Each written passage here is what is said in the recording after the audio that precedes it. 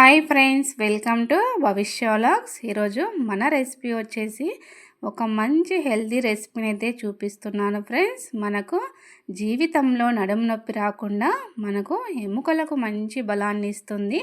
ఇంకెందుకు ఆలస్యం ఫ్రెండ్స్, వీడియోకి ఒక లైక్ చేసి చూసేద్దామా. ఇక్కడ మినపగుళ్ళతో స్వీట్ అయితే చేస్తున్నానండి. ఈ స్వీట్ని అస్సలు మిస్ కాకండి. చిన్న పిల్లలు, ముసలి వాళ్ళు ప్రతి ఒక్కరూ తీసుకోవాల్సిన రెసిపీ అండి. చాలా హెల్త్కి అయితే చాలా మంచిది ఫ్రెండ్స్. తప్పకుండా ట్రై చేయండి. ఇక్కడ 1 కప్పు మినపగుళ్ళను అయితే ఇలా వేయించుకుందాము. వీటిని ఉద్దిబ్యాళ్ళు, ఉద్దిపప్పు అంటాం కదా ఫ్రెండ్స్, వాటిని 1 కప్పు అయితే తీసుకొని ఇలా కలర్ మారేంత వరకు బాగా వేయించుకోవాలి. ఇక్కడ చూసారా, ఇలా మనకు రంగు మారిన తర్వాత వాసన అయితే మంచి స్మెల్ అయితే వస్తుంది ఫ్రెండ్స్. ఇక్కడ పొట్టువైనా తీసుకోవచ్చు, ఇలా పొట్టు లేనివైనా కూడా తీసుకోవచ్చు ఫ్రెండ్స్. ఇక్కడ ఒక 2-3 స్పూన్ల నెయ్యిని అయితే వేసుకుందాము.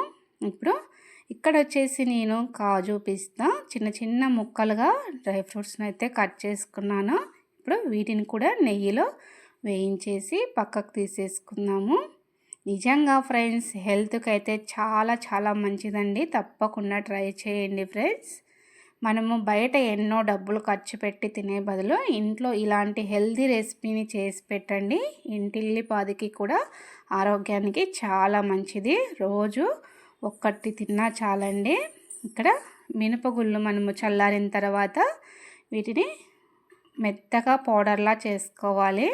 చూసారు కదా. ఇప్పుడు ఈ పౌడర్ని పక్కన పెట్టేసుకొని ఇక్కడ ఒక బౌల్కి నెయ్యి రాసి పెట్టేసుకుందాము.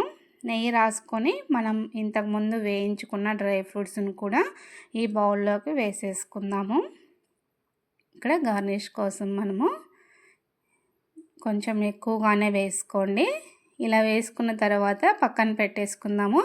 ఇక్కడ మనము బెల్లం పౌడర్ అయినా తీసుకోవచ్చు, లేదంటే బెల్లాన్ని మెత్తగా దంచుకొనైనా తీసుకోవచ్చు ఫ్రెండ్స్. ఇక్కడ నేనైతే బెల్లం పౌడర్ని అయితే తీసుకున్నాను. 1 కప్పు బెల్లం పౌడర్ తీసుకొని 1/2 కప్పు వాటర్ వేసుకొని ఈ బెల్లాన్ని అంతా కరిగించుకుందాము. ఇక్కడ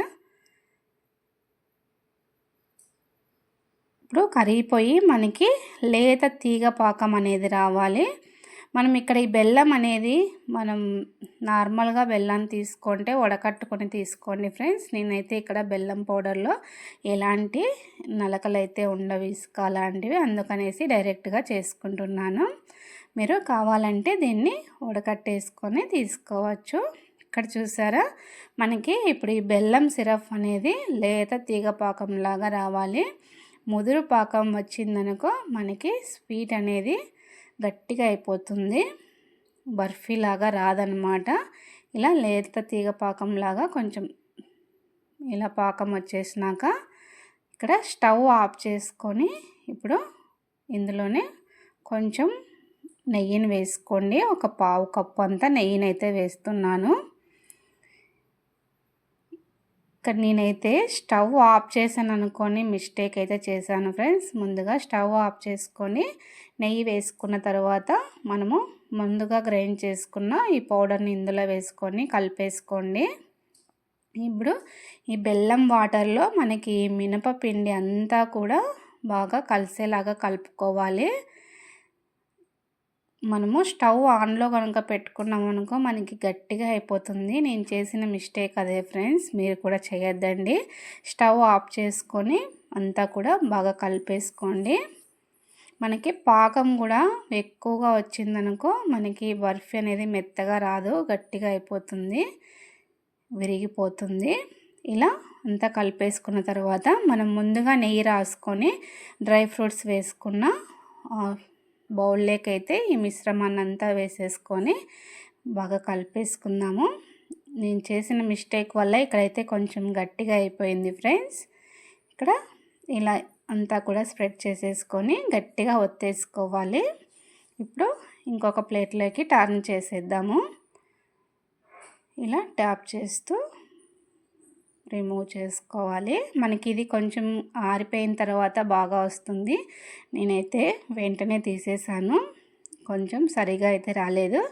ఇలా కావాలన్నా చేసుకోవచ్చు, లేదంటే దీనిని మనము లడ్డూల్లాగైనా ఇలా లడ్డూలైనా చుట్టేసుకోవచ్చు ఫ్రెండ్స్. చూసారు కదా ఫ్రెండ్స్, మన హెల్దీ రెసిపీని తప్పకుండా మీరు కూడా చేసుకొని తినండి. మనకు ఇది